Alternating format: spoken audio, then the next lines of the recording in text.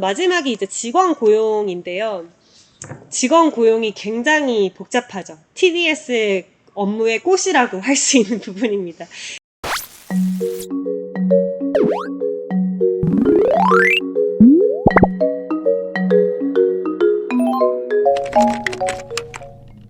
그래서 개념 자체는 이거예요. 연간 회사에서 이제 지불되는 총 금액이 75만 루피 이상이다. 그러면은 이제 인컴택스를 1년치에 대해 나오는 그 금액에 대해서 인컴택스를 미리 계산을 해서 12개월로 쪼개서 그거를 매달 공제를 해서 납부를 하는 그런 형태인데요.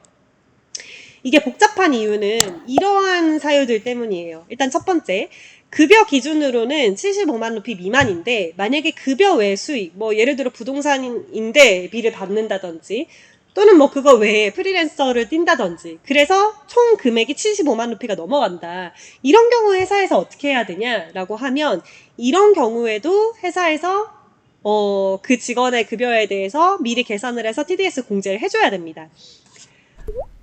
근데 여기서 이제 조금 더 질문이 더 발전이 된다면 직원이 안 말해줄 수도 있잖아요. 그러니까 급여 외 수익에 대해서 회사에 노출을 안 시킬 수도 있는데 그렇게 되면 뭐 사실 회사에서는 어떻게 할 수가 없죠. 그런 의무는 없는데 근데 이제 직원 입장에서 그거를 공유를 안 하게 될 경우에 그 추가적인 수익에 대해서 TDS를 미리 납부하지 않은 것에 대한 인터레스트를 같이 내야 합니다.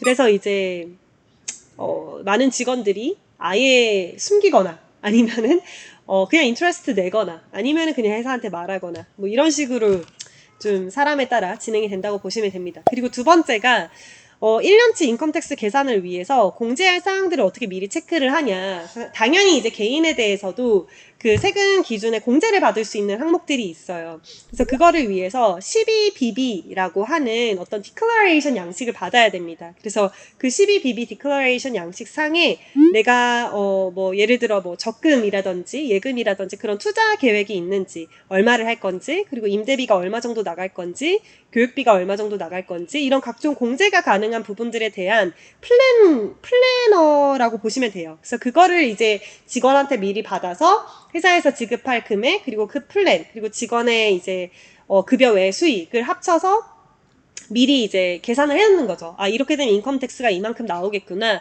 그거를 토대로 12개월로 쪼개서 이제 TDS를 공제를 해서 납부를 하는 겁니다.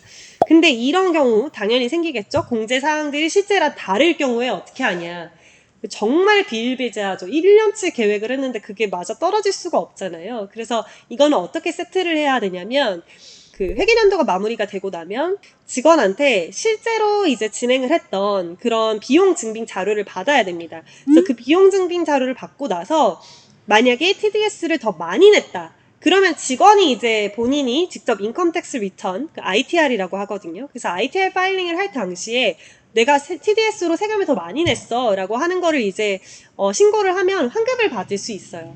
근데 문제는 TDS가 만약에 더 적게 납부가 됐다 라고 하면은 이 경우에는 이제 회계연도가 3월 31일 날 마무리가 되잖아요. 그리고 나서 이제 4월 30일까지 이 한 달 동안 그 추가적으로 필요한 TDS를 그 다음 급여에서 이제 공제를 해서 그걸 납부를 4월 달에 하면 되는데 이걸 회계 처리를 할 때에는 이미 작년 회계연도가 지난 상황이라서 TDS라고 하면 안 돼요. 그래서 회사 북키핑을 할 때에는 샐러리 어드밴스로 처리를 해서 이제 그거를 키핑을 해놔야 되고, 그 실제로 납부는 그냥 TDS로 납부를 하면 되고요. 그렇게 세트를 시키면 되고, 제가 너무 깊이 들어가는 것 같긴 한데 하나만 더 설명을 드리면 만약에 직원이 중도 퇴사를 했어요. 그래서 중도 퇴사를 하게 되면은 그 중도 퇴사를 하고 마지막으로 주는 그 급여 이전에 그 직원으로부터 미리 이제 그 비용 지출 사항들을 다 증빙을 받고 그걸 토대해서 TDS를 세트를 시키면 됩니다. 그래서 그렇게 하면은 이제 이 공제 사항이 다를 경우에 어떻게 하냐라고 하는 질문은 해결이 되고요. 이제 마지막 이 부분이 사실 좀 어려운 이유죠. 그러니까 회사 입장에서는 직원의 종합소득세를 미리 계산을 해서 납부를 해주는 거기 때문에 어떻게 하면 이 소득세를 줄일 수 있는지를 미리 고민을 해서 페이롤을 짜줄 책임이라고 하긴 애매한데 나름 회사에서는 그렇게 직원을 챙겨줘야 되겠죠. 그래서 그게 이제 페이롤 플랜이랑 맞물려 돌아가는 건데 그래서 이거를 미리 회계연도가 시작되기 전에 다 계산을 해놓고 그 회계년도 요일당 시작하자마자 바로 TDS 이제 계산해서 납부하고 이렇게 넘어가야 되거든요. 근데 이거를 계산하는 방식이 인도는 두 가지가 있어요. 하나는 이제 올드 텍스 레짐이고 두 번째가 뉴 텍스 레짐이에요. 그래서 이거는 이제 인도 정부에서 나름의 복지 차원으로 이제 제시한 어떤 방식인데 둘 중에서 어떤 텍스 칼큘레이션을 적용하든 상관없으니까 둘 중에서 너가 더 적게 나오는 거 적용해서 납부해 이런 거거든요. 그래서 워낙 텍스를 안 내니까 그래서 이제 만들어진 제도인데 그렇기 때문에 회사 입장에서는 이 직원을 올드 텍스 레짐으로 계산을 해서 하는 게 더 이득인지 또는 뉴 텍스 레짐을 통해서 계산하는 게 더 이득인지를 파악을 해서 적용을 할 필요가 있어요. 이렇게 설명하면 되게 조금 추상적일 것 같아서 제가 자료를 좀 보여드리면 네, 지금 이제 그냥 빈 파일인데 예를 제가 들어볼게요. 만약에 직원의 이제 베이직 샐러리가 매달 5만 루피다.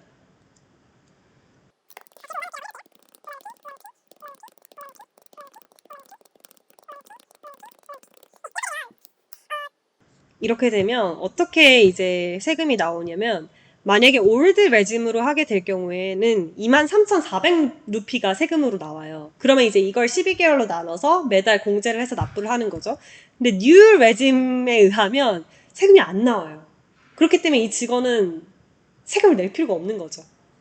되게 특이하죠.